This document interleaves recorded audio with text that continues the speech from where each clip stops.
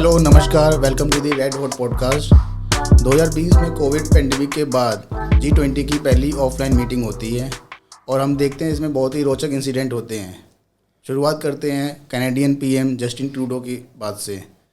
2018 में Canadian PM Justin Trudeau India आते हैं और एक तरीके से देखने को मिलता है कि ये उनकी विजिट अवॉइड की जाती है largely by the senior members of Indian government. और स्टेट वेलकम नहीं दिया जाता इनको, स्टेट वेलकम नहीं दिया जाता। और हाल ही में G20 में देखते हैं कि शी जिनपिंग जस्टिन ट्रूडो को लताड़ते हुए नज़र आते हैं और कुछ समझाते हैं उनको। तो ये जस्टिन ट्रूडो के साथ ऐसा क्यों होता है कि बार बार उनकी इंसल्ट होती है? आप इसको किस तरीके से देखते हैं? जस्टिन ट्रूडो को ऐसा लगता है एक फेवरेट विपिंग बॉय बन गए हैं। जैसे जब वो इंडिया में आए थे तो उनका एक तरह से डिप्लोमेटिक बॉयकट किया गया था।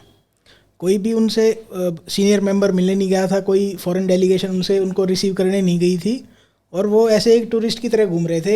एक ऐसा लग रहा था कि जैसे किसी प्रोपेगेंडा विजिट के तौर पे आए हों। वो फैमिली साथ में इंडियन क्लोथ्स पहन के कभी ताजमहल जा रहे हैं, कभी किसी मंदिर में जा रहे हैं।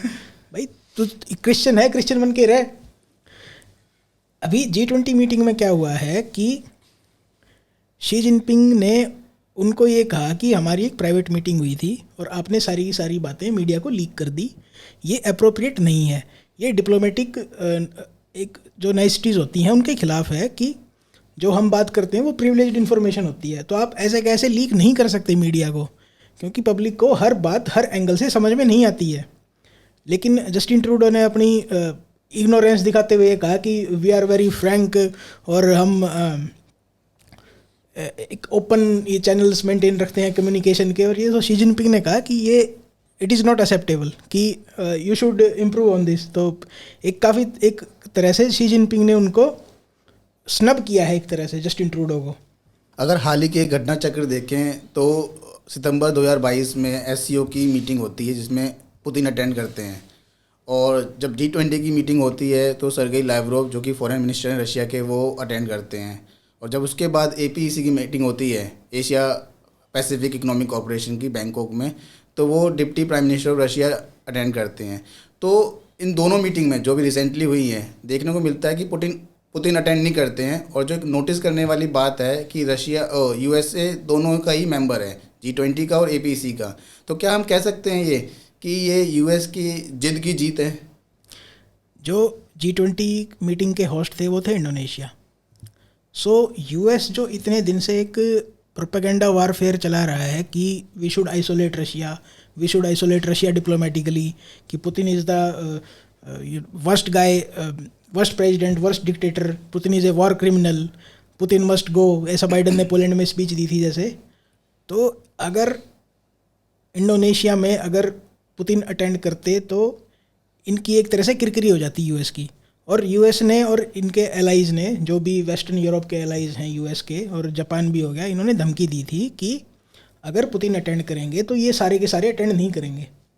तो पुतिन ने, ये कह लीजिए आप कि इंडोनेशिया, चाइना या इनकी इज्जत का ख्याल रखते हुए इन सब की, कि पुतिन ने ये कहा कि भाई हम अपने फॉरेन मिनिस्टर सर्गेई लावरोव को भेज देंगे। लेकिन इतने में भी मुझे लगता है कि US की ये नहीं रुकी, क्योंकि मीटिंग से एक दिन पहले सर्गेई लावरोव बीमार हो जाते हैं। तो वो भी एक काफ़ी कन्वीनियंट एक्सक्यूज़ था। लेकिन ये काफ़ी एक इसका जो डिप्लोमेटिक या पॉलिटिकल मीनिंग है ना, वो बहुत ही ख़राब है कि एक तरह से डायलॉग बंद हो चुका है। अब बातें नहीं हो रही हैं वर्ल्ड लीडर्स के बीच में।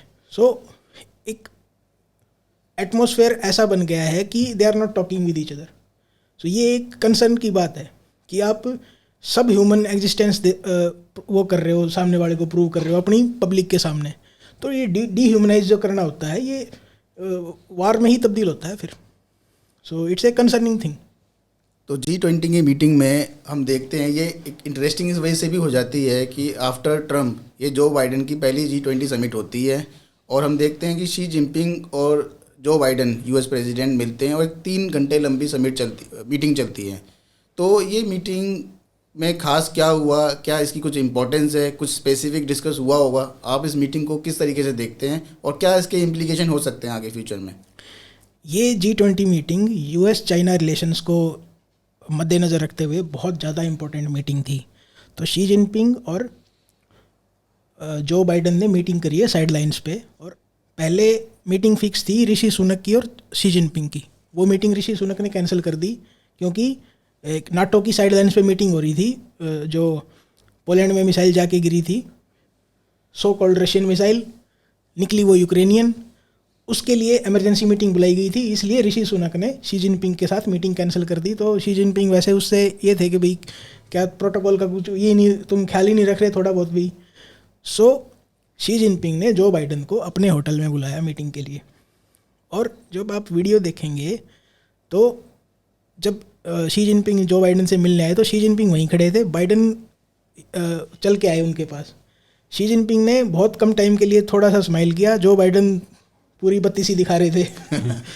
और भी बहुत सारे ये हैं कि चाइना डिप्लोमेटिकली अपने आप को एक सुपर पावर दिखाने पे लगा हुआ है। जैसे हम कई बार देखते हैं कि यूएस प्रेसिडेंट की जो कार होती है, बीस्ट बोलते हैं जिसको, सो यूएस प्रेसिडेंट जहाँ भी जाता है अपनी कार में ही ट्रैवल करता है।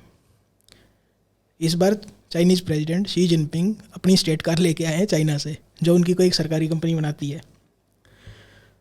तो एक तरह से वो कंधे से कंधा मिला के चल रहे हैं यूएस के साथ। अब ये मतलब एक शो कर रहे हैं अपनी जनता को भी और पूरे वर्ल्ड को भी कि we are a superpower now, we are a peer adversary now of the US. इसके बाद क्या हुआ है कि जब आप स्टेटमेंट देखेंगे, इनकी कंक्लूडिंग स्टेटमेंट जो भी चाइना और यूएस ने जारी करी हैं, उनकी स्टेटमेंट में कोई भी ओवरलैपिंग नहीं है। ऐसा लग रहा है कि बाइडन किसी और से मिला था, जिनपिंग किसी और से मिला था।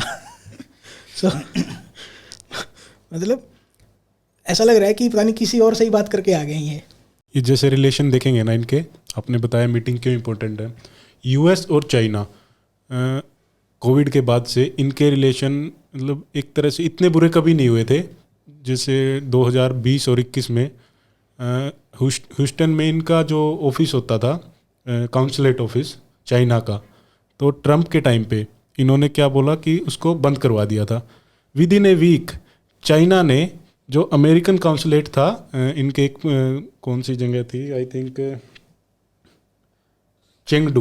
चेंगडू में, within a week China ने उसका दिखाने के लिए, जैसे आपने बोला कि एडवर्सरी मानता है and they are neck to neck with USA, एक विद इन ए 1 वीक उनका जो काउंसलेट था उसको वापस भेज दिया कि हम आपने नहीं रखा हम भी नहीं रखेंगे। और इनकी लास्ट ईयर मीटिंग हुई थी यूएस और चाइना की अलास्का में, एंकरेज नाम से कोई जगह है वहाँ पे।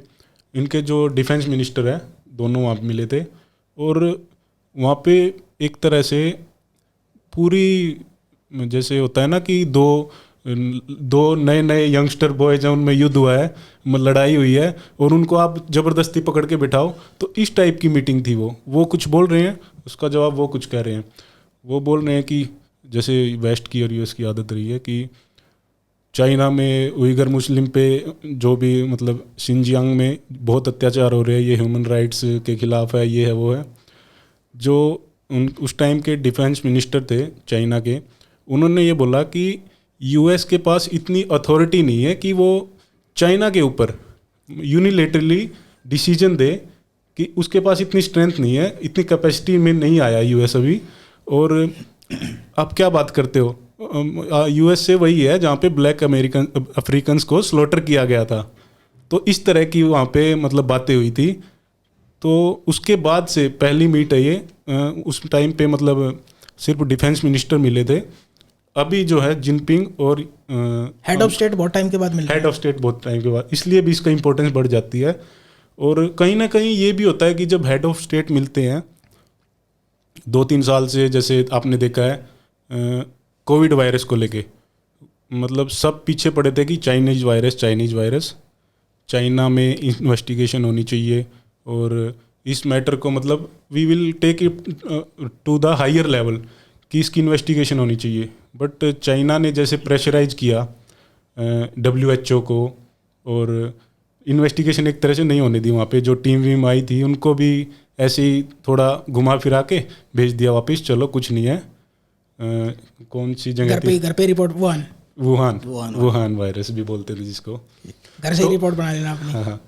तो इसीलिए इस मीटिंग का इम्पोर्टेंस थोड़ा बढ़ जाता है, क्योंकि हम देखते हैं ना जैसे कोई भी 2 वर्ल्ड लीडर्स या जो एक तरह से वर्ल्ड पावर्स यूएस और चाइना, उनके रिलेशन अच्छे नहीं है, तो जब दो डायलॉग एक टेबल पे आते हैं तो सबको लगता है कि एक पॉजिटिव आउटकम निकलेगा, और जिन मुद्दों पे आपकी सहमति नहीं है या डिसएग्री करते हो या कन्फ्लिक्ट है, कुछ ना कुछ एक कंस्ट्रक्टिव जो डायलॉग होगा और एक सॉल्यूशन निकल के आएगा।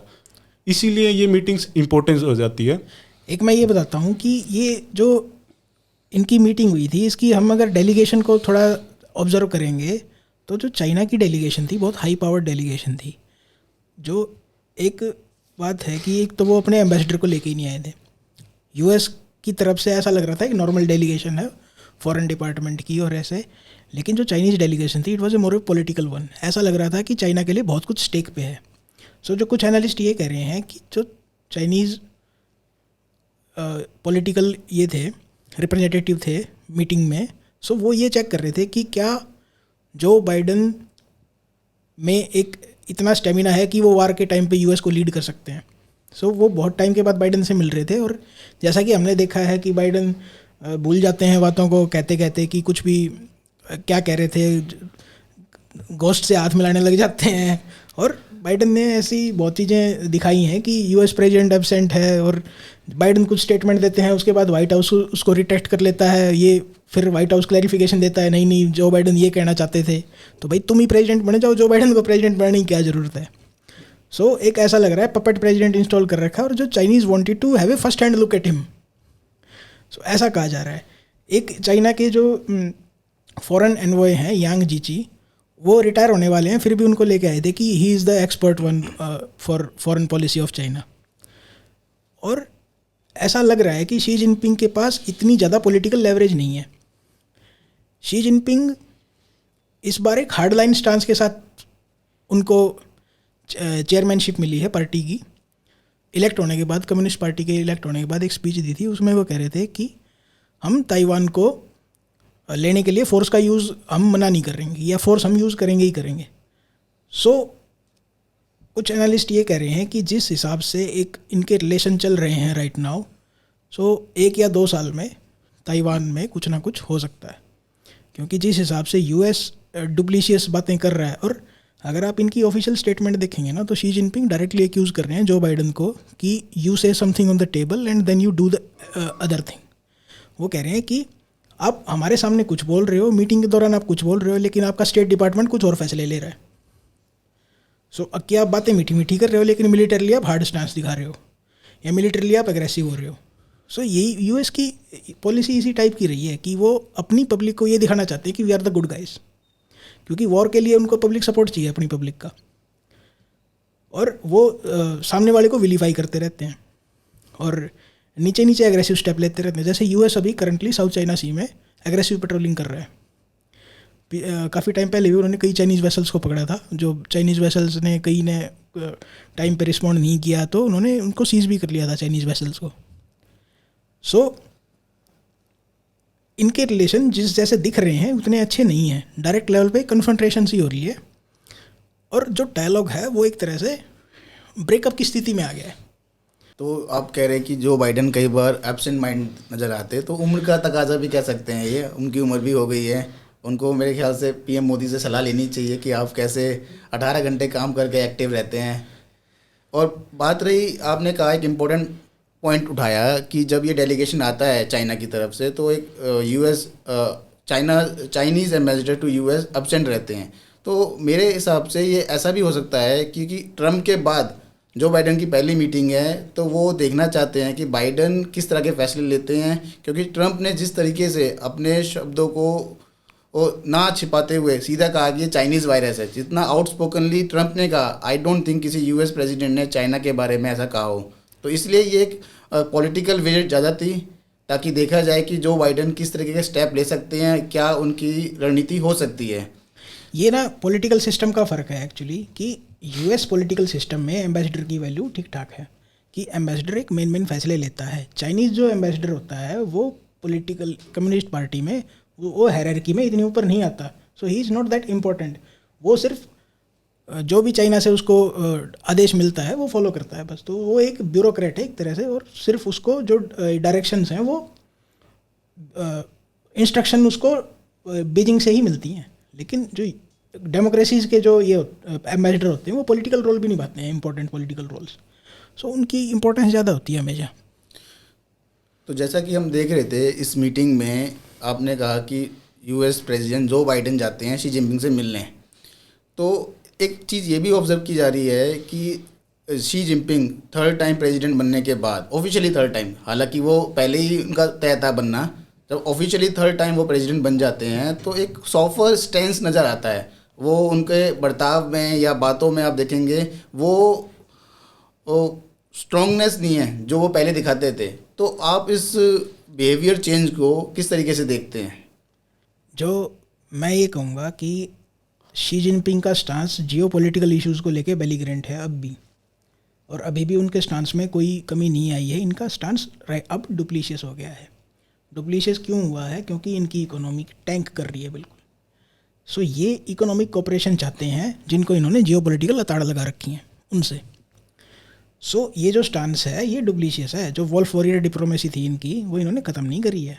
ये अब एक तरह से ऐसा लगता है इन्होंने दो टीम बना रखी है डिप्लोमेट्स की, एक प्यारी प्यारी बातें करते हैं, एक पर्सनल अटैक करते हैं, और एक तरह से नॉट सो नाइस डिप्लोमेटिक बातें करते हैं। सो चाइना का कभी से ही एक डुप्लीशियस स्टांस रहा है हमेशा से ही, और ये इनके कल्चर से निकल के आता है। डिसेप्शन इनका कल्चर का सबसे इम्पॉर्टेंट पार्ट है कि अगर आप किसी को डिसीव कर सकते हो तो लड़ने की ज़रूरत ही नहीं है।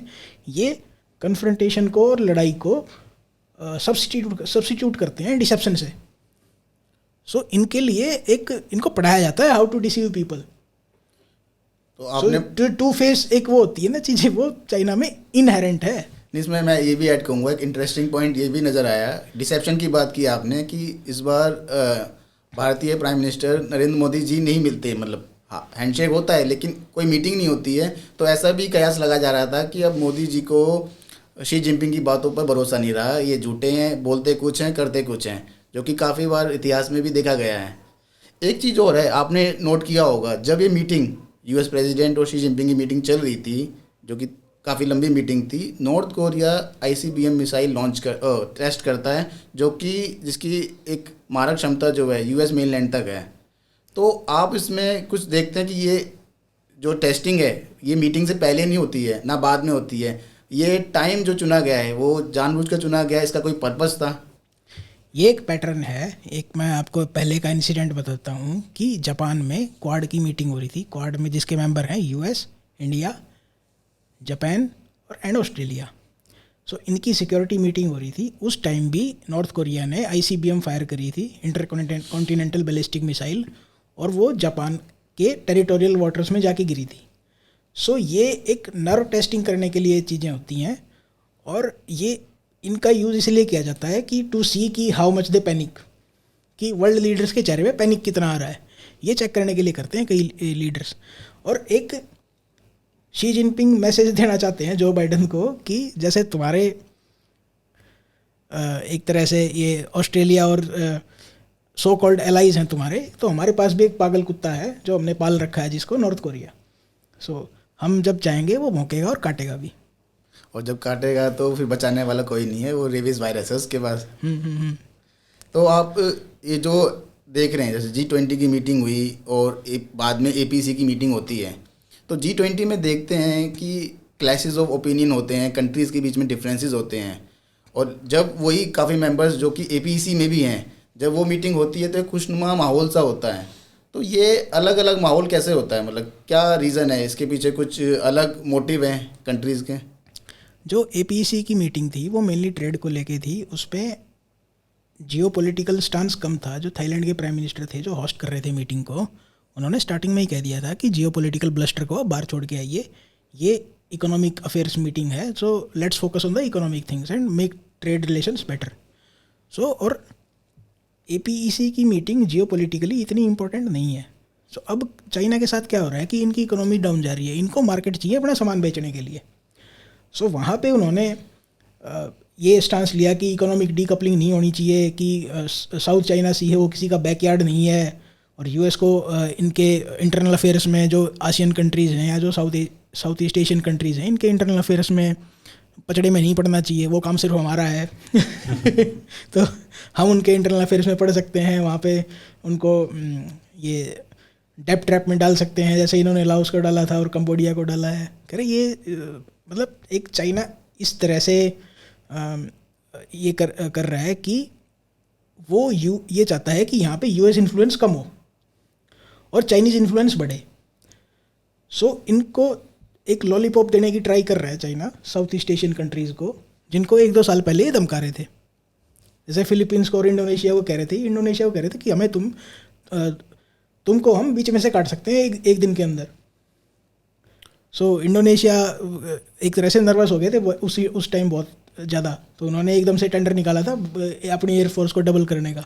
मतलब ये भी है कि चाइना के लिए जो फर्स्ट वर्ल्ड पावर बनना है तो रास्ता उसका साउथ चाइना सी से जाता है। अगर वो अपनी सुप्रीमेसी यहाँ नहीं दिखा पाता तो वो वर्ल्ड लेवल पर कैसे दिखा पाएगा? जो साउथ चाइना सी है ना, वो अगले 4-5 साल में, नेक्स्ट डेकेड में वो हॉटस्पॉट बनने वाला है कॉन्फ्लिक्ट का। साउथ चाइना सी में सबसे ज़्यादा एक तरह से फाइटिंग होने वाली है, वो सेंटर रहेगा आगे फाइटिंग का, क्योंकि यूएस इस एरिया को कभी भी एक तरह से चाइना को लेने नहीं देगा। वो यूएस की एक तरह से बहुत बड़ी बेइज्जती होगी। जैसे आपने बताया ना एपीसी में जनरली जो ये इंडो पैसिफिक रीजन है, थाईलैंड, मलेशिया, सिंगापुर, ये जो कंट्रीज हैं छोटे छोटे, ये आते हैं। प्राइमरी जो कंट्री है, मेन जो बड़े हैं, इसमें रशिया भी है, यूएस, ऑस्ट्रेलिया, जापान। तो इसका पर्पज बेसिकली यही था कि जो इंडो पैसिफिक ट्रेड है उसको, जैसे फ्री ट्रेड एग्रीमेंट होते हैं, ट्रेड को कैसे बढ़ाना है आपस में, लाइक ट्रेड बढ़ता है तो इकोनॉमी बढ़ती है, इस टाइप से, और पीस बनी रहे एक तरह से। यूएस का इसमें मेरे को जहाँ तक लगता है यूएस का इन्वॉल्वमेंट उस लेवल तक है कि यूएस इसको बनाना चाहता है साउथ एशियन नाटो इन कंट्रीज़ को। जैसे वेस्ट में उसने अपना एक नाटो बना रखा है ना, यूरोपियन कंट्रीज़ को, अब खुद उनका बॉस बन के बैठा है, और I am the super hero, आप मेरे साथ रहो, what ever I will dictate you will follow, ऐसे ही। रशिया तो पे लगाने के लिए जिस तरह से है, बोल सकते वही काम यहाँ चाइना के लिए यूएस करना चाहता है। तो एक तरह से चाइना को भी यही लगता है कि यूएस अपना इन्फ्लुएंस बढ़ा रहा है, और इसीलिए जो नेक्स्ट एपेक मीटिंग हो रही है वो सैन फ्रांसिस्को यूएसए में हो रही है। कमला हैरिस जो आई थी, उन्होंने सबको न्योता वोता दिया है कि अगले साल हमारे यहाँ आना। उसके लिए भी इम्पोर्टेंस है, क्योंकि यूएस को भी ट्रेड करना है इन कंट्रीज से, और यूएस का ट्रेड आपको पता है हथियार। तो हथियार यूएस वहाँ पे नाटो को देता है, यहाँ पे इन कंट्रीज को देगा। तो एक रिलेवेंस ये लगती है कि यूएस और चाइना में इसी बात को लेके, जैसे आपने वो स्टेटमेंट देखी कि बैकयार्ड नहीं बनना देना चाहता, तो टफल जो है इन दोनों कंट्रीज में, यूएस और चाइना में, इसी बात को लेके है कि मेरा इन्फ्लुएंस यहाँ होना चाहिए, इन कंट्रीज पे मेरा इन्फ्लुएंस ज़्यादा होना चाहिए। बट चाइना को पता है कि चाइना जो यूएस है, यूएस वही चाहता है जैसे यूरोप में उसने करवा दिया है, तो यहाँ भी करवा देगा वो वर्ल्ड हेजेमनी। हाँ, ये एक मैं डिफरेंस बताता हूँ कि चाइना अब ऐसा ये चाहता है कि अब ये वर्ल्ड पावर हो गए हैं, the world should respect them. World को ये लगता है कि चाइना ने ये रिस्पेक्ट कमाई नहीं है। चाइना की इकोनॉमिक मसल तो है, लेकिन मिलिट्री मसल नहीं है चाइना के पास। एक वो बात होती है ना कि साहूकार ने किसी को पैसे दे दिए लेकिन निकलवा नहीं सकता वापस, तो वो चाइना के साथ है। जैसे इन्होंने अफ्रीकन कंट्रीज़ को पैसे दिए थे BRI में, और इसमें वो अब लोन वापस नहीं कर रहे, तो इन्होंने कहा थोड़े दिन माफ़ कर देते तुम्हारे। तो अब कोई भी वापस नहीं करेगा इनके पैसे, करे तो माफ़ करते हैं। सो इनकी मिलिट्री मसल नहीं है, और दैट्स वाई इनकी रिस्पेक्ट नहीं है। और चाइना की हिस्टोरिकली कभी मिलिट्री मसल रही भी नहीं। सो ये एक तरह से ऐसी फाइट लड़ना चाहते हैं यूएस के साथ, या फिर ये मजबूर हैं ऐसी फाइट लड़ने के लिए जो इनका स्ट्रॉन्ग पॉइंट नहीं है। चाइना का स्ट्रॉन्ग पॉइंट है इनकी इकोनॉमी, और इनका एक ये कह लीजिए कॉपरेशन या स्टेबिलिटी। लेकिन दोनों चीज़ें बिगड़ती जा रही हैं।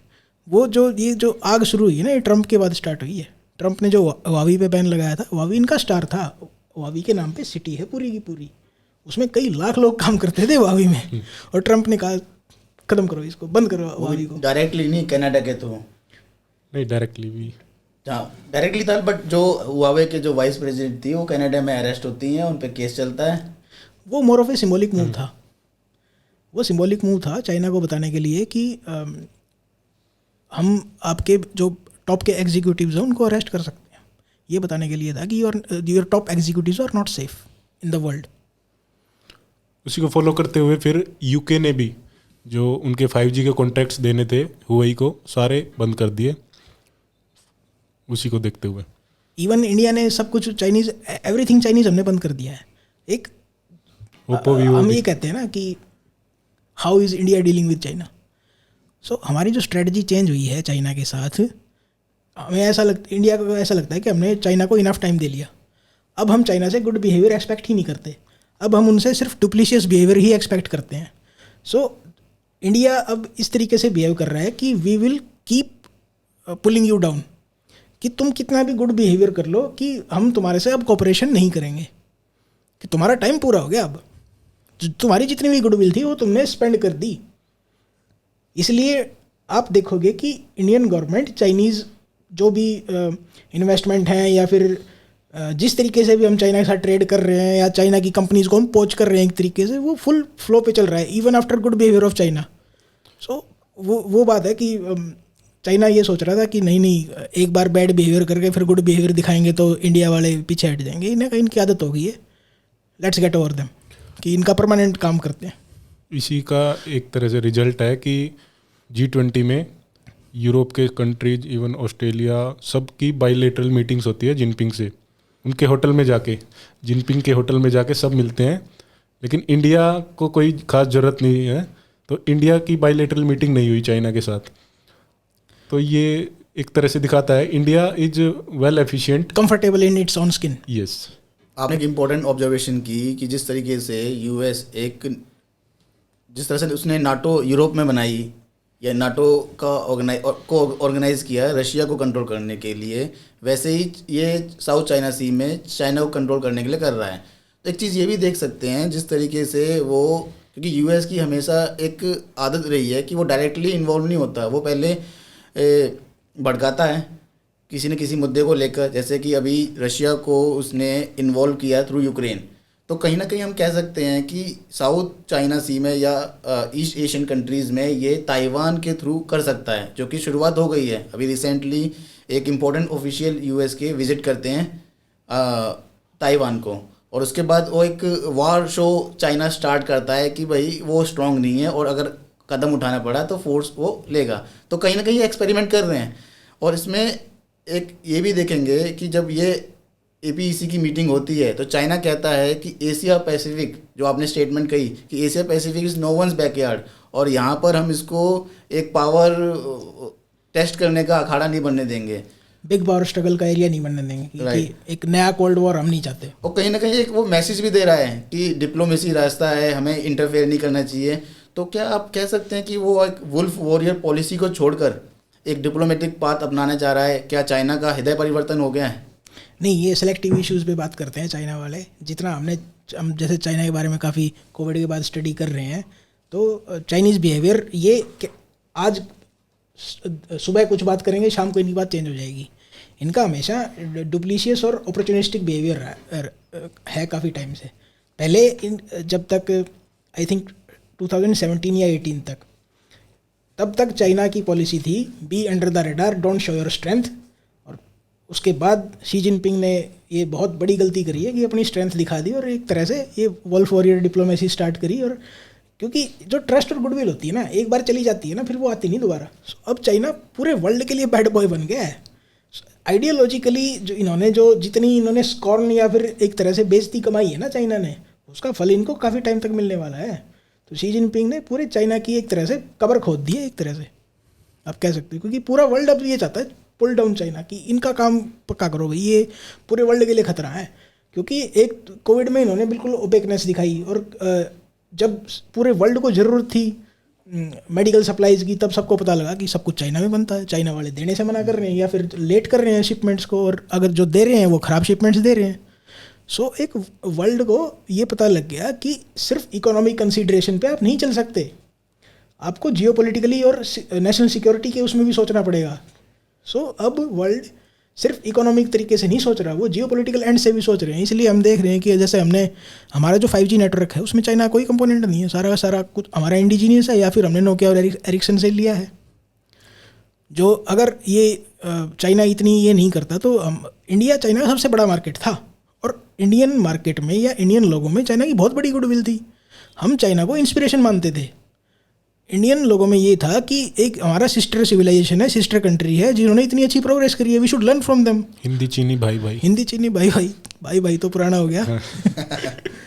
लेकिन कई बहुत सारे इनमें चाइना हमारे से काफ़ी आगे निकल गया था, ऐसी थिंकिंग थी। लेकिन अब पता लग रहा है कि ये तो खोखले हैं, इनके पास तो 100 रुपये की वेल्थ है तो 300 रुपये का डेप्ट भी है।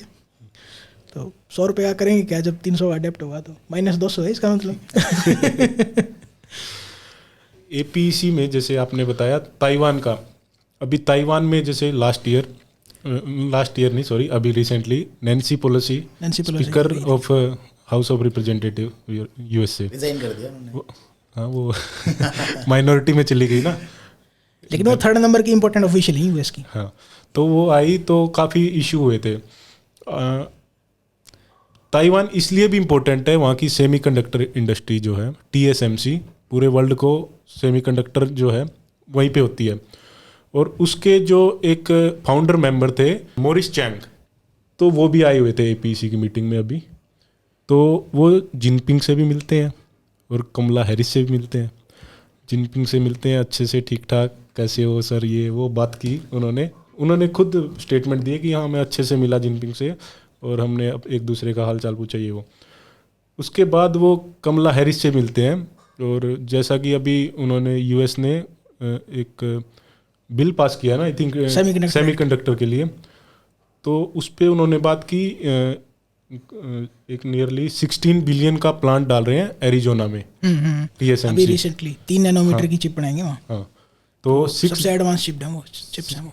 हाँ, तो 6 दिसंबर को उसकी वो जैसे अपने यहाँ फीता काटते हैं वहाँ पे एक टूल इन सेरेमनी बोलते हैं, तो वो जाएंगे और वहाँ के जो कॉमर्स मिनिस्टर है उनको भी इनवाइट किया उन्होंने वहाँ पे।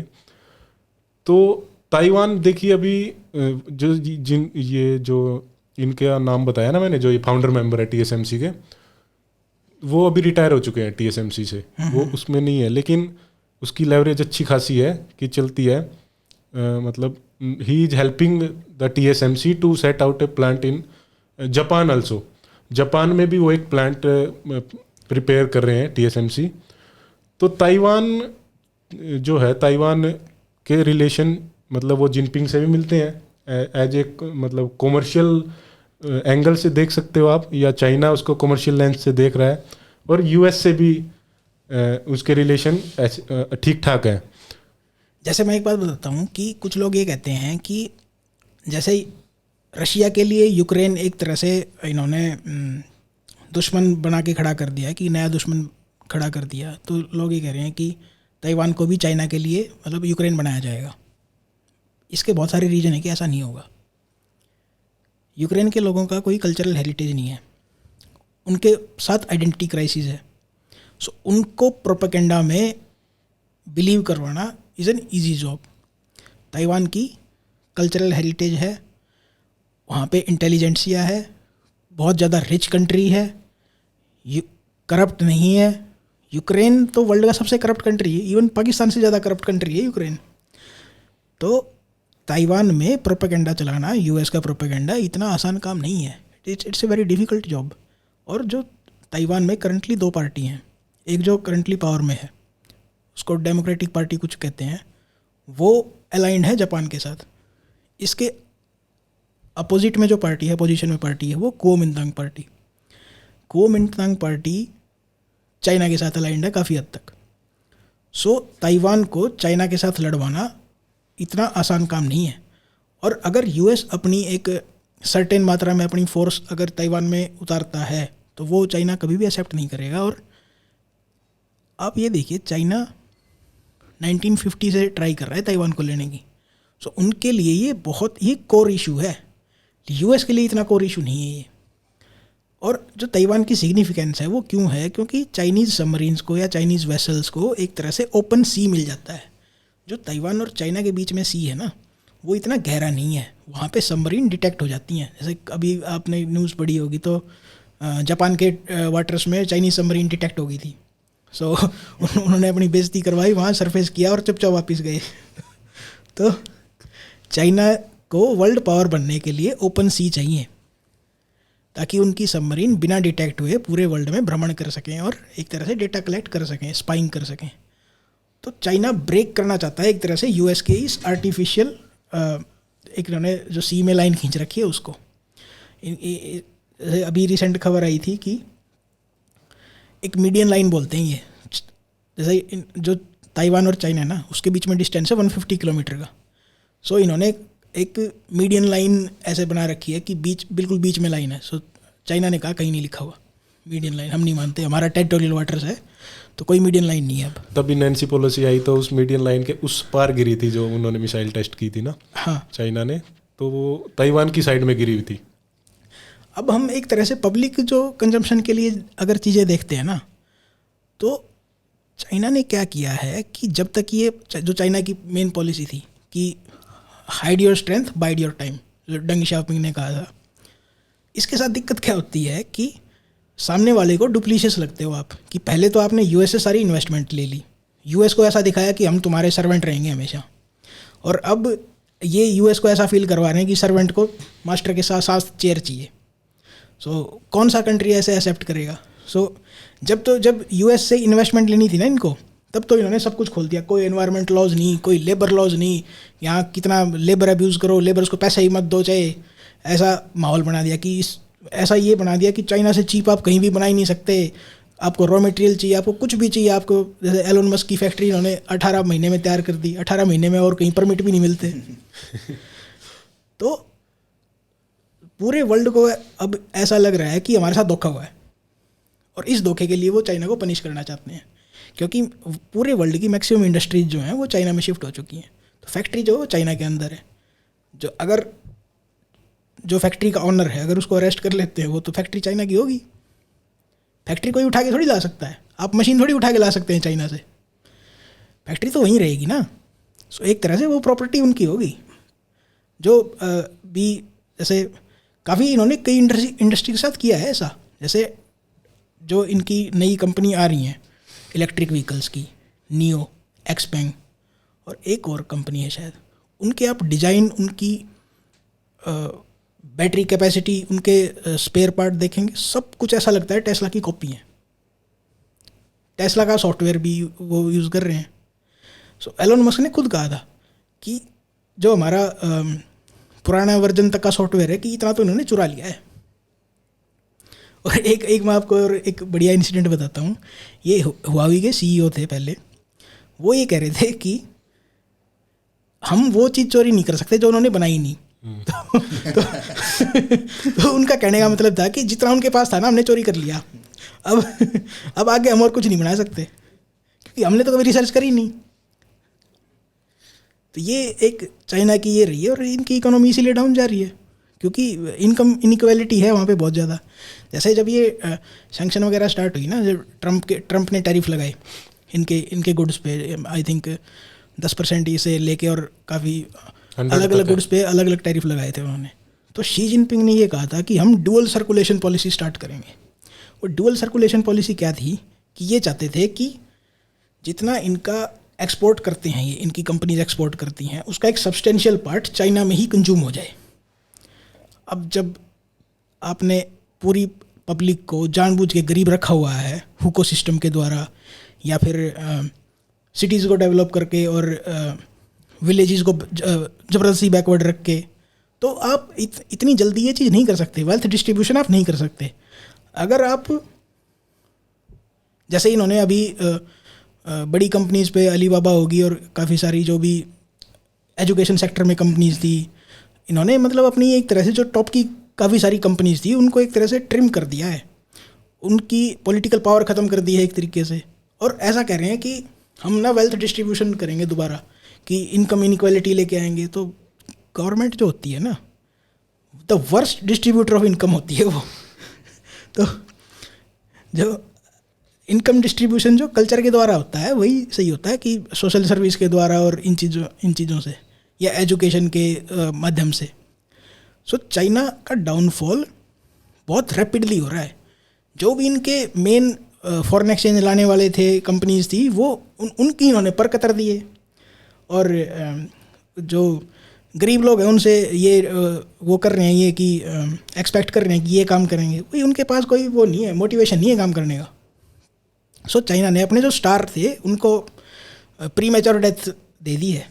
जैसा कि आपने जिक्र किया कि चाइना का जो इकॉनमी सिचुएशन इतनी ठीक नहीं है और इकोनॉमिक पोजीशन को स्ट्रॉन्ग करने के लिए साउथ एशियन कंट्रीज़ के साथ ट्रेड बहुत ज़रूरी है। तो साउथ एशियन कंट्रीज़ या साउथ चाइना सी की बात करें तो वो एक इकोनॉमिक रिलेशन के लिए भी अच्छा है और जियो पॉलिटिकल रिलेशन के लिए भी बहुत इंपॉर्टेंट है। तो क्या चाइना साउथ एशियन कंट्रीज़ के साथ अपने इकोनॉमिक रिलेशन और पॉलिटिकल रिलेशन, जियो पॉलिटिकल रिलेशन अलाइन कर पाएगा? क्या ये पॉसिबल है? मुझे ऐसा लगता है कि इकोनॉमिकली तो ये अलाइंड हैं और ये रहेंगे अलाइंड। कोई भी south east Asian country China से डीकपल नहीं करना चाहता और यूएस के प्रेशर के बाद भी नहीं करेगा। लेकिन जियोपॉलिटिकली या फिर मिलिटरीली ये अलाइंड है यूएस के साथ, क्योंकि इनको पता है कि US is the security provider in this area. और जब तक चाइना कोई ऐसा बड़ा काम नहीं करता है, एटलीस्ट ताइवान को कब्जा नहीं करता, तब तक चाइना की कोई वो नहीं रहेगी, क्योंकि कोई मिलिट्री कॉन्क्वेस्ट इनकी रही नहीं है अब तक। इन्होंने अपने आप को प्रूव नहीं करा है। सो चाइना को मिलिट्री पावर कोई भी अभी तक मानता नहीं, क्योंकि जैसे इन्होंने वियतनाम में 1979 में हमला किया था, वो अपनी पीठ दबा के भागे थे वहाँ से। सो जो पॉलिटिकल आर्मी है चाइना की, वो चाइना की आर्मी नहीं है, वो सीसीपी की आर्मी है। तो सीसीपी की आर्मी क्या लड़ेगी? सिंगल चाइल्ड है, वो क्या लड़ेंगे?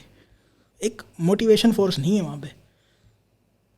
सो डिपेंड करेगा कि how much China can pressure other Nations. तो मुझे लगता है चाइना का फ़ायदा उठाएंगे लोग मैक्सिमम।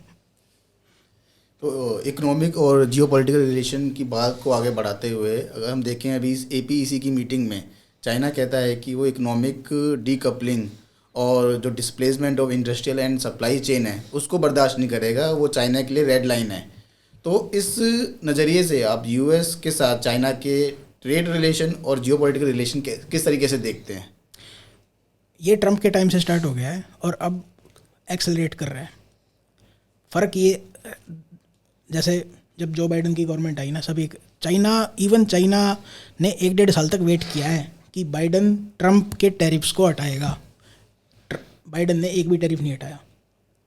इसीलिए शी जिनपिंग हर बार बाइडन को ये कहता है कि you say something and you do other thing. US ने चाइना के साथ जो इकोनॉमिक डीकपलिंग है उसको एक्सेलरेट कर दिया है। और एक जो बाइडन एडमिनिस्ट्रेशन ने, जो उनको एक चीज़ का एहसास हुआ है, वो ये है कि चाइना से इंडस्ट्री यूएस में आनी बहुत मुश्किल है। वो जाएंगी या तो साउथ ईस्ट एशिया कंट्रीज़ में या फिर इंडिया में। सो ये अब जो इंडस्ट्री बुला रहे हैं ना, या एक तरह से खींच रहे हैं अपने पास, वो खींच रहे हैं यूरोप की। अभी यूरोप का डी इंडस्ट्रियलाइजेशन हो रहा है और वो इंडस्ट्रीज यूएस में जा रही है, यूएस उनको सब्सिडी दे रहा है, स्पेशली जर्मनी और फ्रांस से। तो एक वो कैनिबलिज्म होता है ना, तो यूएस अपने एलाइज का कैनिबलिज्म कर रहा है अपने आप को बचाने के लिए, कि तुम्हें पाल पोस के इसलिए बड़ा किया था, एक दिन काट के खाया जाए तुम्हें। जैसे इसमें आपने बोला कि ट्रम्प के टाइम से स्टार्ट हो गया था, इसमें एक बात हो रहा है कि टेस्ला का प्लांट बताया आपने 18 मंथ में तैयार हो गया था। उसके तुरंत बाद से उन्होंने यूएस ने कांग्रेस में एक बिल पास किया जो वहाँ पे लेबर पे अत्याचार हुए ना, उसके खिलाफ चाइना में, यानी कि चाइना में जो ह्यूमन राइट का जो वायलेशन होता है, लेबर को मतलब मारा पीटा जाता है, ज़बरदस्ती काम कराया जाता है, उसके लिए यूएस जो है अपने वहाँ पे कांग्रेस में बिल पास कर रहा है कि जो चाइना में जो हो रहा है उसके लिए हम कदम उठाएंगे यहाँ पे। तो हाइपोक्रेसी स्टेट पॉलिसी है ना। ये शी जिनपिंग कई बार कह रहे थे कि भाई इंटरनल मेडलिंग मत करो हमारे अफेयर्स में, ये हमारी रेड लाइन है कि तुम हमारे इंटरनल अफेयर्स में मेडलिंग मत करो। और यूएस रुक ही नहीं रहा, उनको कह रहा है कि हमारे human rights are more important than your human rights, your humans are substandard than our humans. तुम्हारे ह्यूमन घटिया हैं भाई। तो बात करते हैं वर्ल्ड ऑर्डर की इंडिया के पर्सपेक्टिव से। जैसे कि 2023 की G20 की समिट इंडिया ऑर्गेनाइज करने जा रहा है, इंडिया को अध्यक्षता मिली है 2023 की G20 समिट की। तो क्या इन जो करंट सर्कमस्टांसेस हैं उनको देखते हुए इंडिया रशिया और यूएस को एक टेबल पर लाने में सफल होगा? मुझे नहीं लगता ऐसा। आप यूएस के माइंडसेट से सोचिए। आप कई बार हम क्या करते हैं ना कि अपने माइंडसेट से एक्स्ट्रापोलेट करते हैं और ऐसा लगता है यूएस वाले भी ऐसे ही सोचते हैं। यूएस का जो माइंडसेट है वो ये है कि जब सोवियत यूनियन था ना, तब यूएस उसको एक पीयर पावर मानता था, अपने एक बराबर की पावर मानता था। रशिया को वो अपने बराबर का नहीं मानते, वो रशिया को अपने से नीचे मानते हैं, और जिसको वो अपने से नीचे मानते हैं उसको वो रिस्पेक्ट नहीं देते। उनका यही है कि या तो इसको कुचल दो या अपना एक तरह से सर्वेंट बनाओ इसको। सो ये रशिया को डिसइंटीग्रेट करना चाहते हैं। इनका पर्पस ये है कि इनको ये लगता है कि इकोनॉमिकली रशिया थ्रेट नहीं है, लेकिन मिलिटरीली रशिया थ्रेट है। That's why they want to get rid of it. So इनका एक ये कह रहे हैं कि जो सोवियत डिसइंटीग्रेशन था वो ख़त्म नहीं हुआ, वो रशिया के डिसइंटीग्रेशन के बाद ही ख़त्म होगा इनका जो प्रोजेक्ट था। अब पुतिन को जो इनका मेन पर्पस रहा है वो रशिया को आइसोलेट करना है।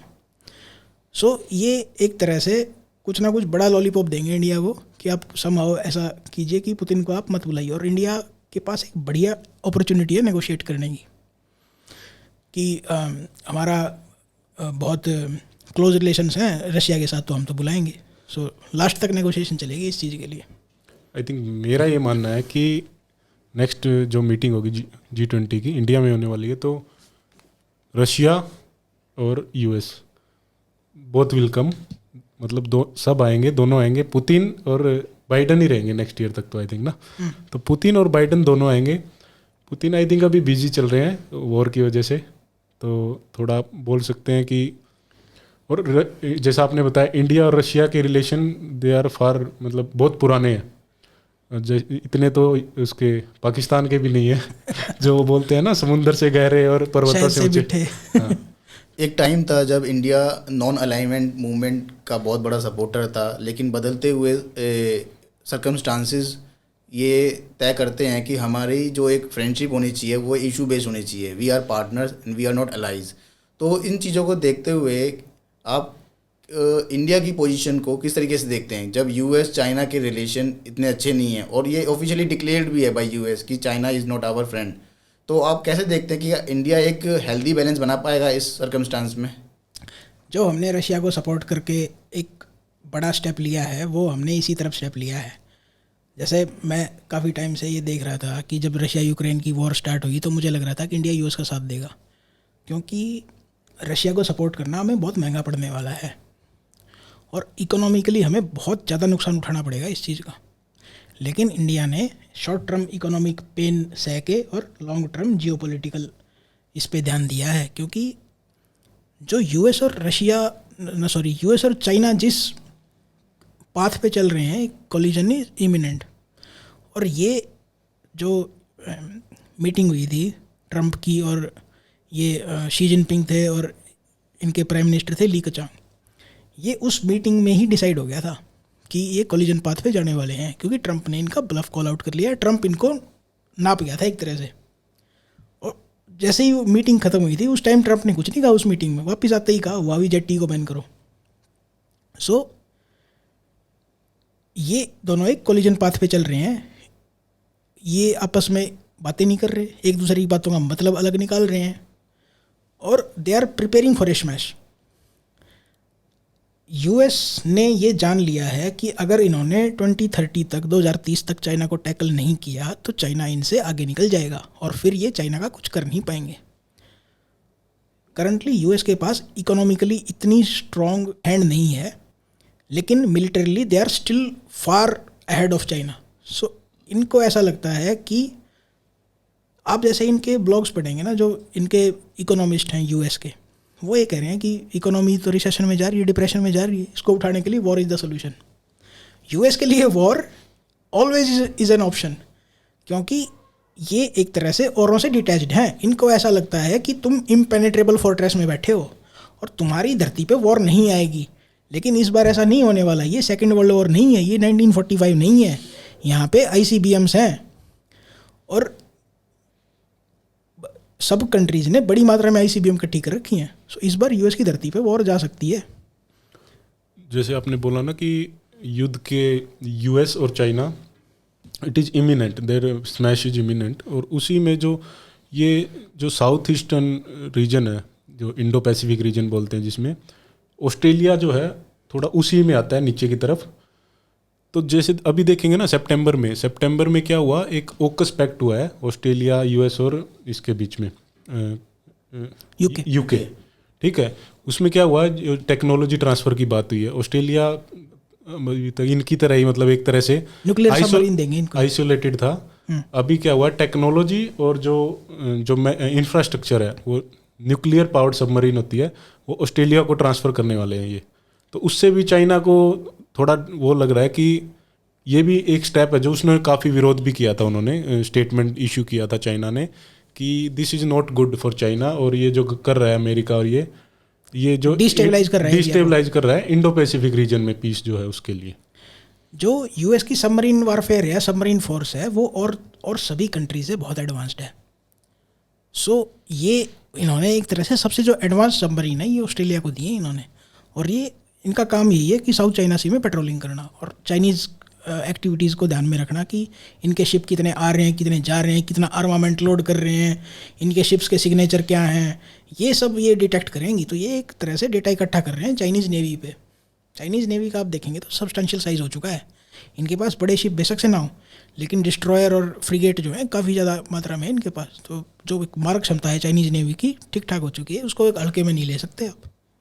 ऑन अ लाइटर नोट, जैसे आपने ओकस की बात करी, तो ये जो सबमरीन्स का जो एक कॉन्ट्रैक्ट था, जो ट्रेड था, वो पहले ऑस्ट्रेलिया और फ्रांस के बीच में होने वाला था। जब ये ओकस आता है तो फ्रांस बुरा मान जाता है, रूस जाता है ऑस्ट्रेलिया से, और काफ़ी ये इशू बनता है इन दोनों कंट्रीज़ के बीच में। तो बहुत बहुत धन्यवाद आज की चर्चा के लिए। आज हमने चर्चा की कि किस तरीके से यूएस इकोनॉमिकली स्ट्रॉन्ग है बट धीरे धीरे वीक हो रहा है, बट मिलिट्री पावर्स की कहीं ना कहीं चाइना से ज़्यादा है। चाइना के इकोनॉमिक रिलेशन जो है यूएस के साथ अच्छे नहीं हैं, और किस तरीके से चाइना अपनी पॉलिसी चेंज कर रहा है, जैसा कि हमने G20 और APEC की मीटिंग में देखा। ये जो G20 और APEC की मीटिंग्स थी, ये वर्ल्ड ऑर्डर्स की दशा और दिशा डिसाइड करती हैं, कह सकते हैं, बट जो हमें दिखता है ज़रूरी नहीं कि वैसा हो। तो thank you for our viewers for watching the red hot podcast. मिलते हैं अगले पॉडकास्ट में। जय हिंद।